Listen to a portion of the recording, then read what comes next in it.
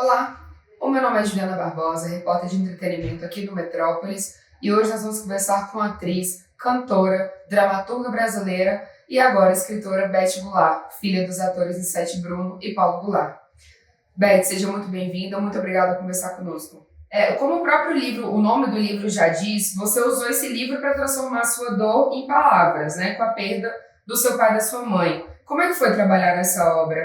Então, foi transformador, terapêutico em alguns momentos também, porque quando você consegue, de alguma maneira, traduzir o que você está sentindo, você, de alguma forma, também está se curando, né, dessa dor.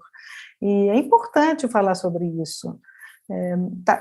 É uma dor pessoal, mas também é uma dor coletiva, né? Estamos todos passando por um momento muito difícil da humanidade, do planeta, do país. Então, falar sobre isso, eu acho que é uma forma de você poder ajudar a outras pessoas a também falarem sobre isso, a sentirem que não estão sozinhas, passando por esse processo de perda e de dor, e quem sabe acender algumas luzes para esse caminho tão transformador que passar por um momento de perda como essa. Você veja que interessante, a perda de meu pai acabou gerando uma peça de teatro, que foi o Perdas e Ganhos, que fiz junto com a minha mãe, né, a adaptação do texto da Lia Luft para o teatro. E agora a perda da minha mãe acabou gerando um livro. De alguma forma, o processo da perda gerou uma energia criativa dentro de mim. Como eu sou uma artista, talvez seja essa a minha maneira de lidar com sentimentos tão potentes como esse. Quando a gente perde alguém que a gente ama muito, a Lia fala uma frase maravilhosa no livro dela, que diz assim: aprender a perder a pessoa amada é, afinal, aprender a ganhar-se a si mesmo, e ganhar de outra forma, realmente assumindo todo o bem que ela representava. É exatamente isso que eu senti nesse processo, sabe? Uma redescoberta da minha capacidade interior, da minha força interior, da minha capacidade de resiliência, de superação, descobrir a minha autonomia, a minha independência, a minha própria voz. De certa maneira, eu acabei descobrindo uma força que estava adormecida em mim, e pelo processo da perda foi acionada. Então, é isso, a gente perde, mas a gente também ganha outras coisas. E é importante a gente conseguir ampliar o nosso olhar para conseguir perceber todas as coisas que a gente ganha num momento como esse, de dificuldade e dor. Beth, a sua mãe ela se faz muito presente no livro, né? É o tempo todo assim, citações a ela, a história dela, o seu pai também, o Paulo Goulart. Como é que era conviver com uma mulher como Nicete Bruno?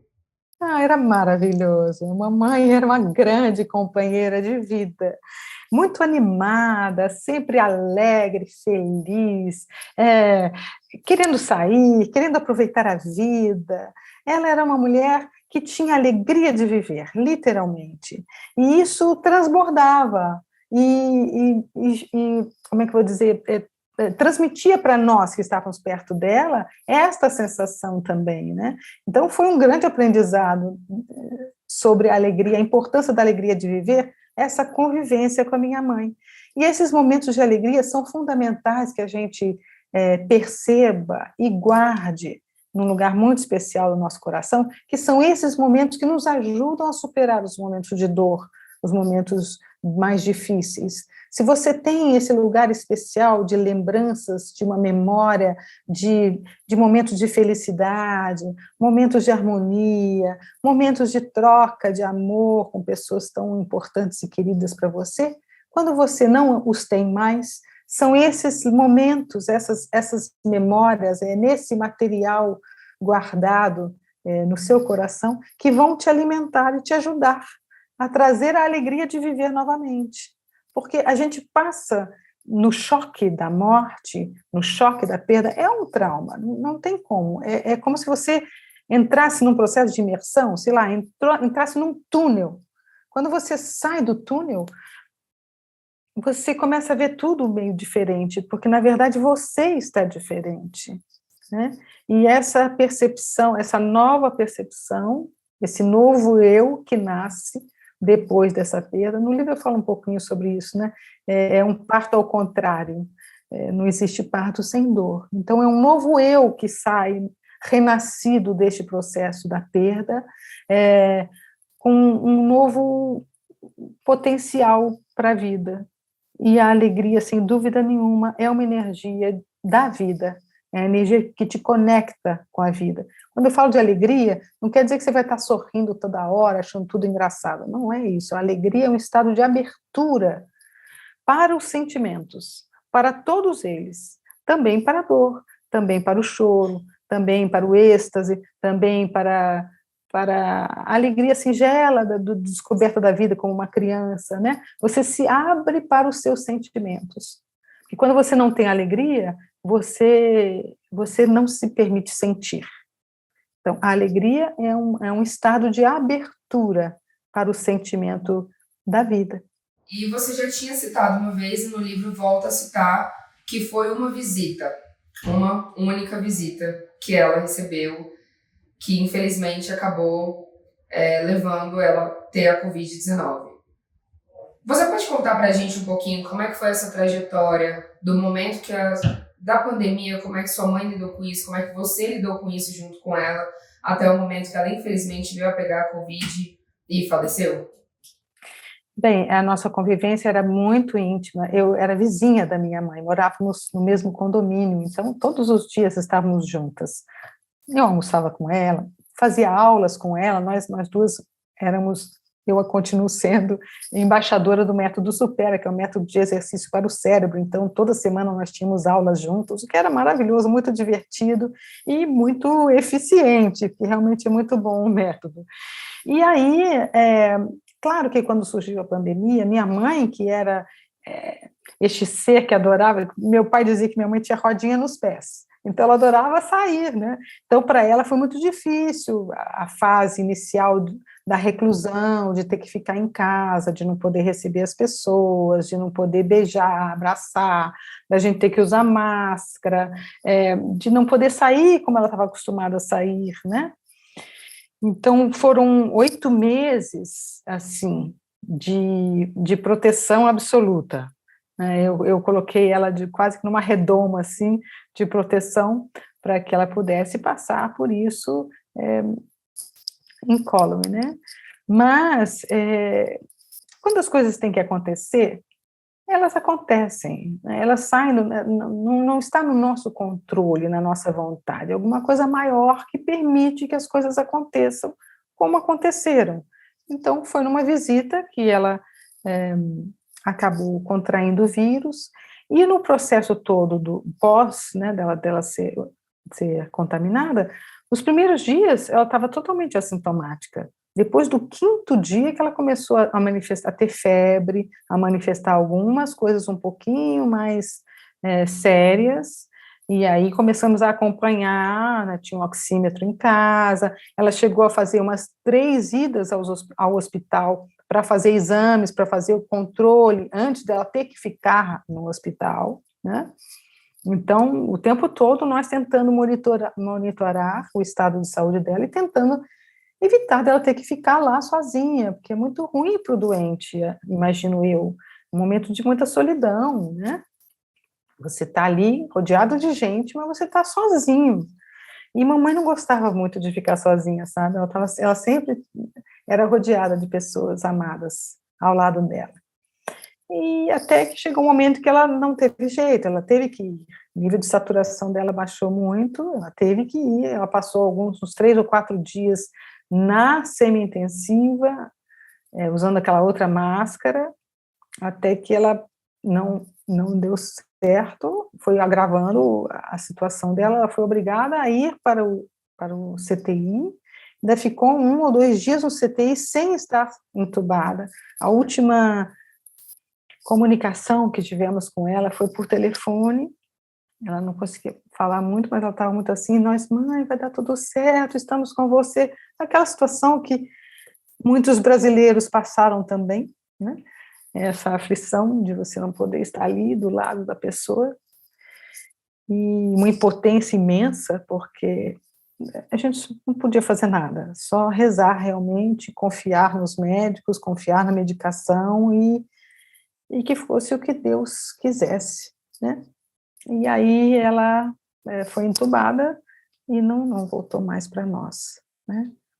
Nós conseguimos ainda nos despedir dela, ela sem consciência, claro, que ela não conseguiu desentubar, né? Mas nós nos vestimos de astronauta. Uma amiga minha falou isso para mim, eu achei muito engraçado. Beth, põe a roupa de astronauta e vai lá ver sua mãe. Eu falei, tem toda razão, doutor Bruno, eu quero botar a roupa de astronauta, eu quero ver minha mãe. Aí ele ficou tão assim que ele falou, tá bem, venham vocês aqui. Paramentou a gente todo para a gente poder, de alguma forma, pelo menos pegar na mão dela, fazer aquela oração, sabe? Eu e meus irmãos conseguimos ter esse momento com ela de oração, de muita gratidão, de muito amor. Passar para ela, mãe, se é seu momento de libertação do corpo físico, que a senhora receba no seu espírito todo o nosso amor, toda a nossa gratidão, toda a nossa vontade de que a senhora fique bem, esteja bem, nós vamos ficar bem, então fique bem, né? E isso foi, acho que um dia ou dois antes dela realmente partir. E também todo esse processo pós é muito difícil no Covid, né? Porque as pessoas não podem te abraçar, não podem olhar o caixão, não podem viver o ritual normal da despedida, né, de uma pessoa amada, o luto, exato. Então, no livro eu faço até uma visão comparativa entre o que foi do meu pai e o que foi minha mãe, em função da pandemia. Mas toda essa dor, todo esse momento de dificuldade, de trauma, são momentos difíceis que vão estar registrados para sempre, não tem como apagar isso, faz parte da nossa história agora, né? Mas veio acompanhado também de um sentimento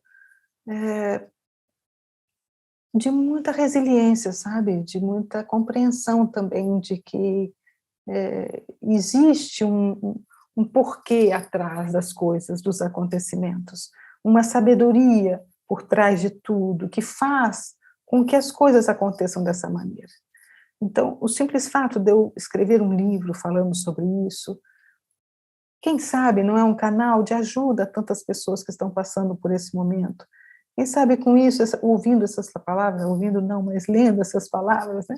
Ouvindo as suas próprias palavras, não provoque esse diálogo interno com quem está passando por isso, não seja uma forma de auxílio a tantas pessoas que estão passando por isso. Então, que sirva para o bem coletivo essa nossa passagem, essa nossa experiência com isso tudo, e que a arte nos salve mais uma vez. De onde você tirou tanta força para hoje estar falando sobre isso no livro? Eu acho que da minha fé. Talvez um dos grandes aprendizados que eu tenha recebido de minha mãe foi a força da fé. A fé no sentido de ter uma conexão interna com este poder maior que nos governa. Quando você tem esse sentimento muito forte dentro de você, ele te dá uma força, uma coragem, um esteio, sabe? Ele te empurra para frente, ele te apoia nos momentos de dificuldade, sabe? Então, isso me ajudou muito. Se eu já era uma pessoa de fé, me tornei mais ainda, né? A minha prática religiosa, que não é ligada a nenhuma religião física, religiosa no sentido de religação, no sentido de conexão com um poder superior que está em todos nós, em todas as coisas. Quando você consegue criar esse canal de conexão, você sente que tudo flui, sabe? Que tudo tem um sentido, mesmo que você não saiba qual é, né? Esse mistério que está por trás das coisas, ele é muito poderoso quando você confia nele. O I Ching fala muito isso, né? É o poder do desconhecido. Quando você realmente entrega a sua vida para o desconhecido, você... É engraçado, porque ao mesmo tempo que você não sabe o que você ganha uma confiança absoluta nesse desconhecido. Então, não é assim, não depende nada de mim, é o destino que faça por ele. Não, não é isso, você tem que fazer tudo no seu caminho, mas você confia que o caminho irá se mostrar à sua frente, que você vai perceber, se você está nesse processo de conexão, de abertura, uma abertura espiritual, talvez, de conexão com o seu eu superior, porque todos nós temos isso, não é?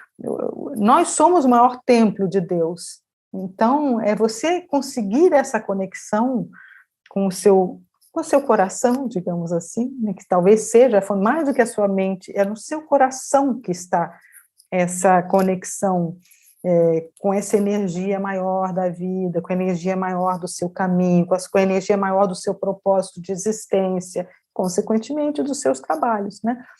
Você sente que é quase que levado a seguir o seu caminho. Fica mais claro para você que o caminho é esse que você tem que seguir. Então, assim, se você me diz, você escolheu tudo isso? Não. Eu meio que fui escolhida a fazer isso tudo, porque as coisas foram acontecendo de uma forma que eu fui sendo levada a fazer. Mesmo o processo do Perdas e Ganhos, por exemplo. Eu recebi o convite de fazer a adaptação e a direção do espetáculo 4 anos antes do meu pai ficar doente, para fazer com a minha mãe. Veja se isso não é uma mão do destino, de alguma maneira, preparando a situação para que, no momento do desenlace do meu pai, ela tivesse esse trabalho tão potente nas mãos, para mandar essa mensagem tão positiva e forte para os outros e para ela mesma, que também foi um trabalho que nos ajudou muito, que foi uma catarse, nós estávamos ali falando da nossa dor, não era a história dos outros que a gente estava contando, ou a história de um determinado personagem, era a nossa própria história. Então, essa força da verdade é transformadora.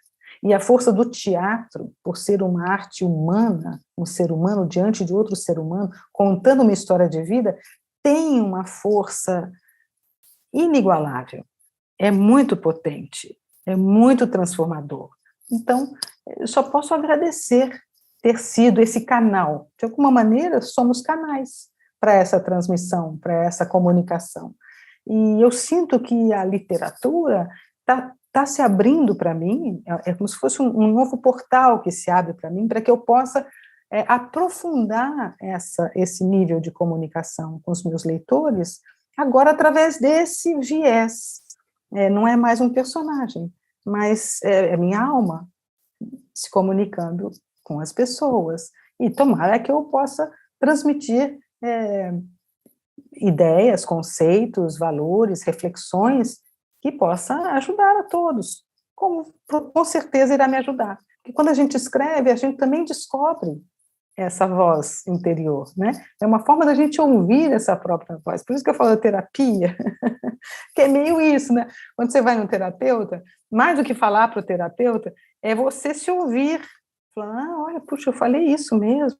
Às vezes o terapeuta até fala, você prestou atenção no que você falou? O que foi que você falou mesmo? Aí você fala, olha, puxa, era isso que estava acontecendo comigo e eu não tinha noção. A escrita funciona assim também. Então, às vezes, um papel em branco, quando você começa a colocar ali as ideias, elas também vão se esclarecendo para você. A Clarice Lispector falava isso.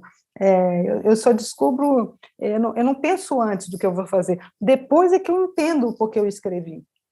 Então, o sentido do que ela estava escrevendo só vai ganhar clareza, às vezes, no final. Era isso que eu queria contar. Eu não pensei isso desde o começo. Eu fui sentindo isso e descobri que era isso que eu queria transmitir. Então, é um processo maravilhoso de crescimento que eu estou muito feliz de iniciar. Beth, você até comentou que com seu pai foi a mesma situação, mais ou menos, do que foi esse livro agora, né? Que ele estava, antes mesmo dele ficar doente, você já começou, foi convidada para fazer a peça, e aí a sua mãe, esse livro era para vocês escreverem juntas, né? E foi necessário uma mudança de planos por conta do falecimento dela. Exatamente, olha que loucura que foi isso tudo. Íamos fazer juntas, porque depois do processo da morte do papai, de termos feito a peça juntas, nós começamos a fazer palestras juntas também, justamente contando sobre esse processo da superação, como é que foi a experiência de fazermos teatro juntas, contar a nossa história, contávamos um pouquinho da nossa filosofia de vida, um pouco da nossa história de vida, não tem como a gente separar tanto, né? Nós somos artistas, nossa vida acaba sendo meio misturada em vários momentos. E aí nós decidimos começar justamente por essa experiência da perda do papai, né? Nós começamos falando sobre isso e logo no início do livro ela pegou o Covid e partiu, então ficou um chamamento, sabe? O livro ficou assim, bem, e agora? Você vai desistir ou você vai mergulhar sozinha nesse processo? Não tinha como eu me negar a mergulhar nessa proposta, porque eu sentia que era um movimento libertador também, um movimento de autoconhecimento, de fortalecimento interior. Então, eu senti que era esse o caminho, que era para ser feito, sabe? Então, às vezes, eu falo assim, não fui eu que bati na porta, não fui eu que pedi, né? Não fui eu que escolhi, de certa maneira, eu também fui escolhida para ser um canal de comunicação. E tomara que esse canal se desenvolva, que tomara que seja o início de uma porta, abriu-se uma porta e eu pretendo entrar, mergulhar, vou seguir, vou descobrir também os caminhos que esse portal me sugere, né? Beth, a sua mãe era uma mulher da TV, né? No caso da TV da minha época, ela era e sempre vai ser para mim a Dona Benta Sim, para Doces. muita gente. Eu era uma criança, literalmente uma criancinha. Uhum. E esse livro me trouxe uma curiosidade muito grande, porque eu vi aquelas fotos, e aquela coisa bem visual também, né? Que não era só o texto, as fotos da Arissete, do Paulo. Sim. Você pretende fazer algum documentário, alguma coisa, um filme sobre a vida da sua mãe, do seu pai, sobre a sua vida também, nessa batalha da Covid, ou sobre contando a história deles mesmo, que a história de amor deles é lindíssima. Daria um livro É aí de linda. romance tranquilamente. Com certeza. Eu não, concretamente, eu não tenho nada previsto nem preparado. Como eu falei para você, as coisas vão naturalmente acontecendo no momento e na hora certa que tem que acontecer. Mas, sem dúvida nenhuma, minha mãe, a história de vida de minha mãe e de meu pai, a nossa também, consequentemente, mas principalmente a deles, se mistura com a história do teatro, da televisão e do cinema brasileiro. Antes da televisão surgir, o teatro tinha uma força muito grande. Então, a minha mãe, antes de ser uma atriz de televisão, ela era uma atriz muito forte de teatro. Ela teve 3 companhias de teatro, ela teve 3 teatros na mão, participou de um movimento muito forte teatral, e aí veio o início da televisão. Então, ela participou, junto com meu pai, aí já, do início da televisão brasileira, do início do cinema brasileiro. Então, inegavelmente, a história deles se mistura com a história do Brasil, da cultura brasileira. Então, eu tenho vontade, sim, de um dia fazer uma exposição, um livro contando tudo isso, mas a hora certa vai se apresentar para que isso aconteça.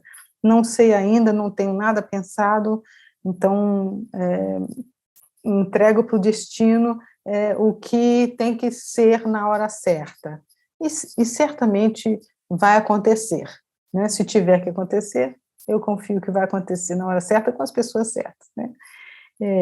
O que agora eu sinto que meu coração, de alguma forma, está pedindo, talvez seja uma releitura do espetáculo Perdas e Ganhos, porque neste momento de tantas perdas, o espetáculo foi feito tanto em cima da vida de minha mãe e de meu pai, tendo imagens, porque o espetáculo tem muita projeção, muitas imagens gravadas, muitas imagens da minha mãe, muitas imagens do meu pai. Então, o texto da Lia também seria uma homenagem à própria Lia, que também partiu. Agora, eu fazendo a narradora, né? O personagem tem uma grande narradora, que era minha mãe, que vivia 3 personagens. Então, agora eu faria essa narradora vivendo esses personagens, vivendo 2 personagens, porque um deles era vivido como um curta, dentro da peça. Esse personagem que foi filmado com a minha mãe, é um personagem lindo, que é uma dona de casa que vai descobrindo um incômodo nas costas, ela vai ver o que é, de repente ela vira um anjo. Então seria lindo ter essa história sendo contada dessa maneira, seria uma linda homenagem para os dois, através do teatro, que é a arte nossa arte mãe, né, que abraçou toda a nossa família. Então, eu fiquei com vontade de remontar o espetáculo como uma grande homenagem a eles e trazendo de volta toda essa sabedoria da Lia, que eu tenho certeza que vai ajudar muita gente. A perda da sua mãe foi muito dura para o Brasil inteiro, assim como você falou, ela marcou a história do Brasil de várias gerações, da minha, do meu pai, da minha avó. E o mesmo que aconteceu com ela, aconteceu com vários outros atores, artistas, cantores. Temos aí um exemplo do Paulo Gustavo, que era já uma pessoa mais dessa geração, mas que também marcou a história do Brasil. E fora as pessoas famosas, aconteceu com pessoas que não são famosas e perderam Muitas familiares, pessoas. amigos, pais, mães, filhos. Qual que é a mensagem que você deixa hoje para essas pessoas que vão ler seu livro e que perderam familiares ou lutaram e estão lutando, né, novamente contra a Covid-19? Então, tenham força, tenham coragem. A vida nos pede coragem. Não é uma caminhada fácil, não é uma caminhada simples, mas eu vou dizer um ensinamento do meu pai, que tem no livro, que é muito bonito. Foi o último ensinamento dele antes de partir, que é o seguinte: aproveitem a vida. Ela é linda, mas passa rápido. Então, estamos todos nós de passagem nessa caminhada da vida terrena. Aproveitem cada momento. São momentos de profundo crescimento e de alegria de viver. Agradeçam por tudo que viveram e vivem e receberam de seus pais e da própria vida. Saibam que é uma oportunidade linda de evoluir, de fazer o bem, de se tornarem pessoas melhores a cada dia. Então, aproveitem a vida como esse sopro divino, esse presente de Deus, para que possamos melhorar a cada dia, a cada nova vida. Beth, meu amor, muito obrigada. É um prazer te conhecer. Espero que em breve possa vir esse encontro pessoalmente. Será um prazer imenso. Amo a sua mãe, amo a sua mãe. Obrigada, meu amor. Adorava ela. Adorava ver as coisas. Nós aprendemos a dividir nossa mãe com todo mundo, porque realmente era uma ainda mais mãe ela, né, que maravilhosa. era amada pelo Brasil inteiro, tem que dividir em algum momento, né? Então, com muito orgulho e amor, viu? E também finalizar assim, Pode falar. não estamos sós, ninguém está sozinho. Estamos passando por isso tudo juntos, de uma forma pessoal, mas juntos. Para quem nos acompanhou até aqui, o meu muito obrigada. Até a próxima. E lembre-se de seguir o Metrópolis nas redes sociais e acompanhar o portal para essas e outras notícias. Tchau!